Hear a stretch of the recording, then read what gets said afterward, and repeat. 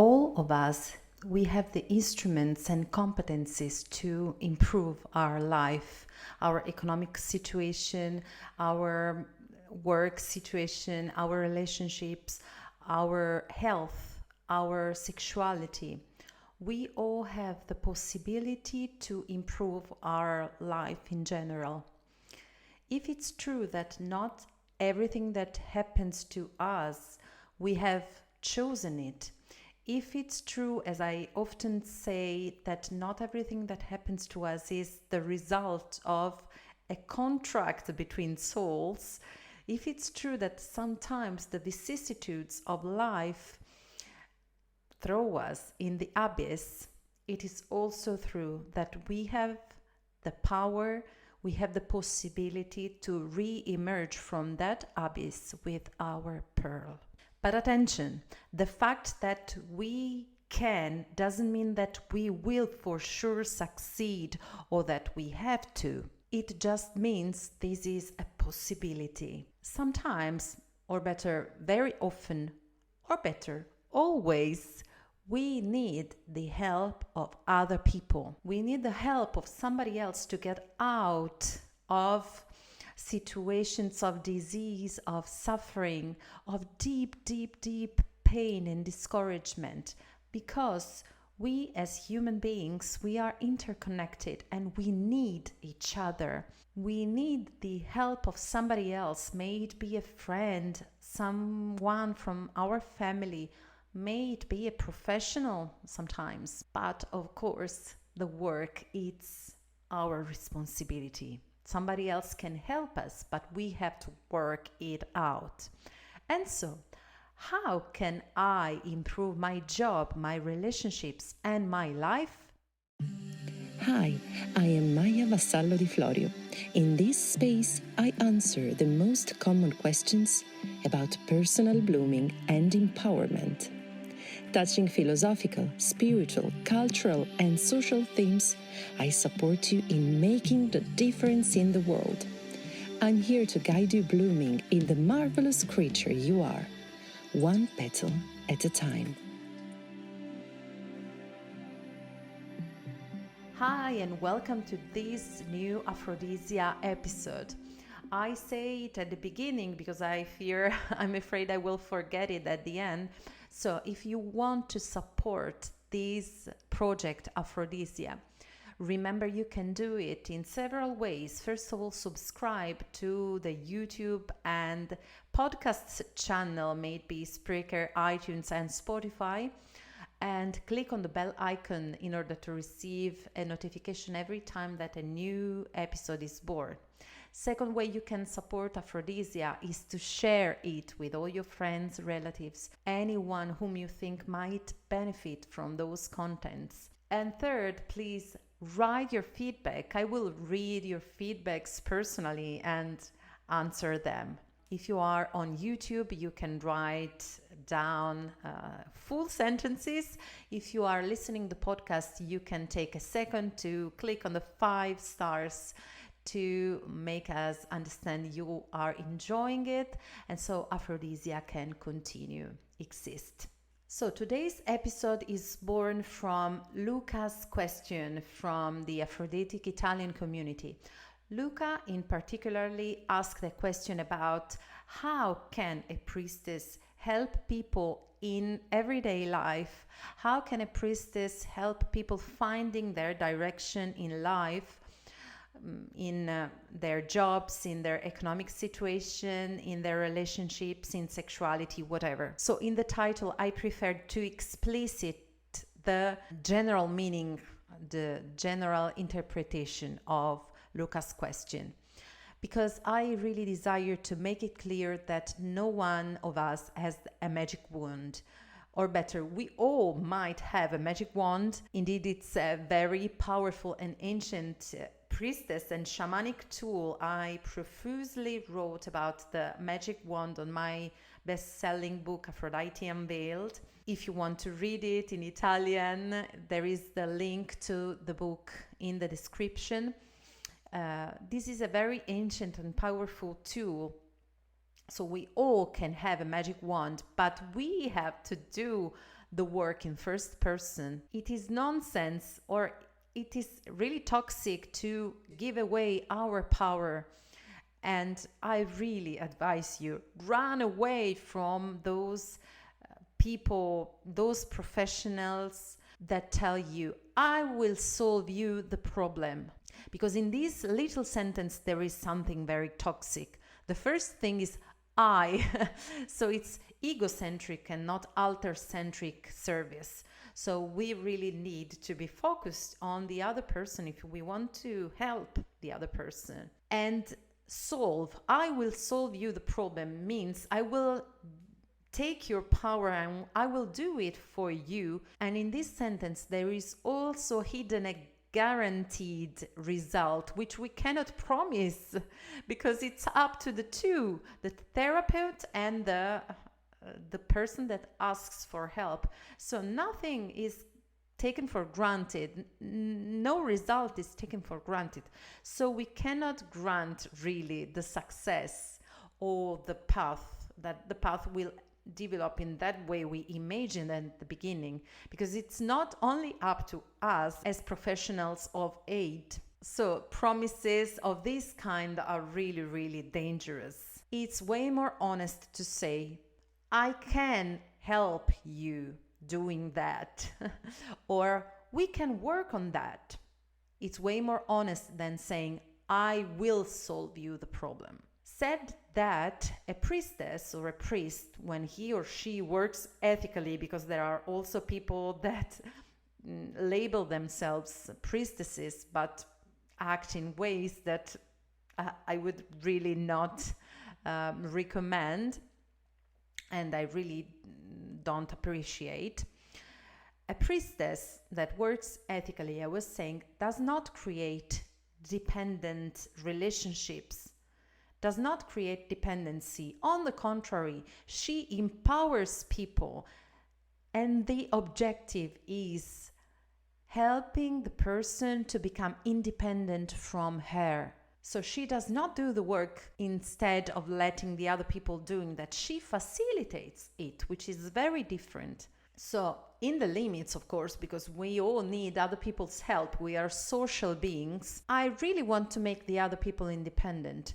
And I will offer my help just as I would do for a person that is carrying a big luggage and I see them in a difficult situation in the street, and I will ask them, can I help you? So I repeat it. The priestess facilitates. She shows the way. She holds the mirror. She can give the tools, but she does not substitute herself to the person. She does not take away the power from the person. On the contrary, she empowers people. Said that, how can practically a priestess help me? A priestess can help me for my work, for my job, for my economic situation, for improving my relationships with my partner, with my parents, with my sons and daughters, whomever.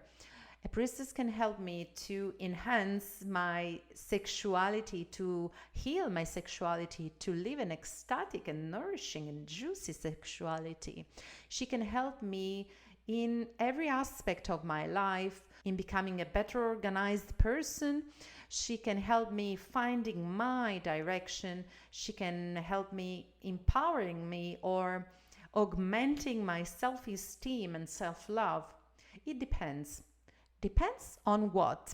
It depends on the experiences, on the life lived, on the training she had, on the cultural background of a priestess, on the personal characteristics of the priestess. Because every priestess, according to that, to the life she lived, to the things she studied, to her experiences, to her character and characteristics, her passions, she will specialize and will have specific competencies. Therefore, how do I understand it?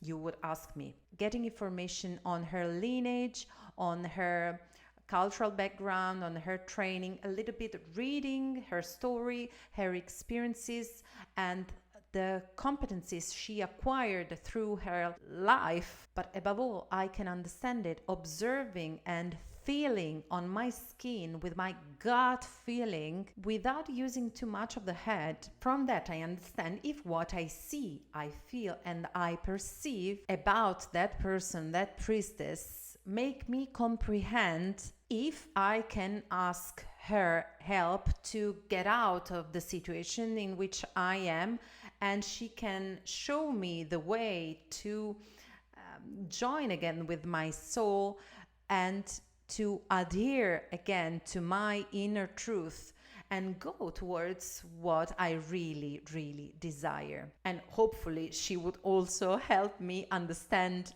what I desire. So I will ask for help to a priestess to start a path of healing, of growth, or better expansion, blossoming on a personal and spiritual level. Of course, every priestess or priest has his own competencies, which are made of her training, her studies, and her experiences. Studies and experiences together make the competencies of a priestess.